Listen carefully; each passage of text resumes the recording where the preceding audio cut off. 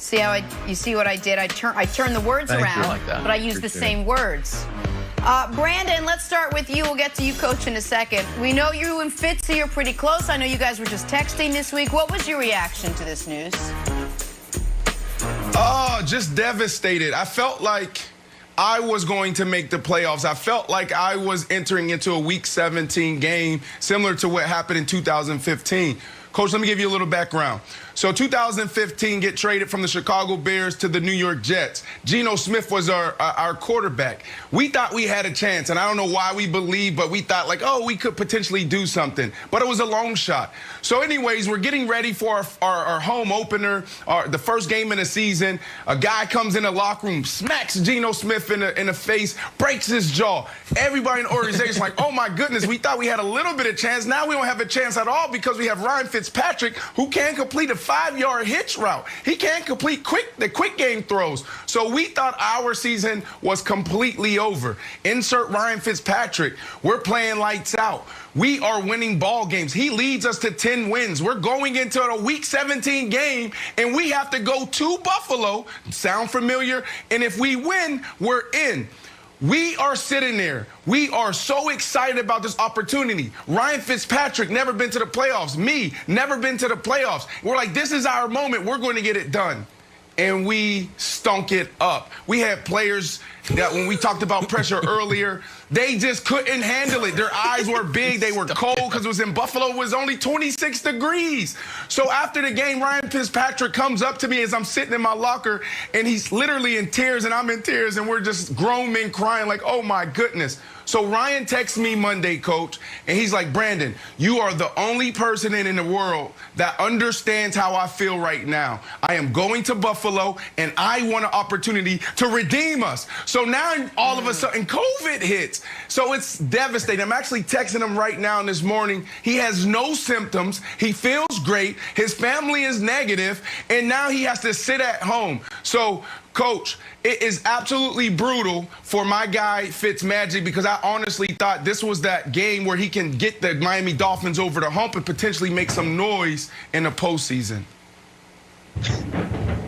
You know, Brandon, when I heard your story, I had to stop with the starting quarterback getting punched in the face before the first game of the season. Like, to me, that would have been the problem, Coach. I would have been worried about. That would have been the issue that we're worried as opposed to who the backup quarterback is. And look, it's unfortunate for Ryan Fitzpatrick, and he's going to be missed in a couple ways. You don't have that safety valve where if things aren't going the way that you want it to go, where you can insert him and provide that spark that he's been able to provide. But it's also the presence that he has on the sideline. And that, to me, can't be overstated. Right. Because part of dealing with pressure of moments is having some comfortable space and some certainty. And it seems like Ryan Fitzpatrick has been that for Tua and has been able to mentor him through the different things that happen. So that's going to be missed as well. It's a difficult spot for Miami because when you haven't let your starting quarterback play through adversity and you take him out without seeing whether he can rally the team back, seeing whether he can step up, now you don't know. And Nick gets frustrated with me because I won't classify quarterbacks after 2 games. But these are the type of things that we have to see quarterbacks go through is how are they when these big moments happen? How are they when adversity strikes? And I remember in our first Super Bowl run when Tom Brady was playing against San Diego and we weren't very good. We had a losing record at the time. But he was able to bring us back and tie the game and then help navigate a drive for us to win the game in overtime. And that gave the whole group confidence in what his ability was. And we haven't seen that from Tua. So I want to talk about classifying quarterbacks early after their first season. Because, Coach, you're right. You are hesitant to say this guy is the next franchise quarterback. But to your credit, you're also more hesitant than most to say this guy can't do it. Like, write him off. And I feel like people have been anxious to write Tua off because he's been pulled, even though he wasn't even supposed to play this year. Like, we thought this was going to be a redshirt year for him. He has had some really good games, played well against Arizona. I thought he played well against the Chiefs, even though he threw the one pick.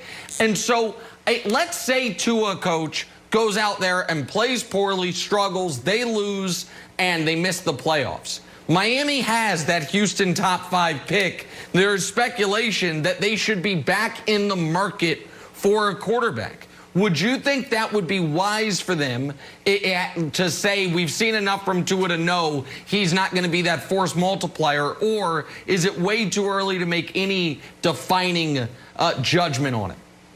It's way too early. And when you look at his numbers, he's protected the football.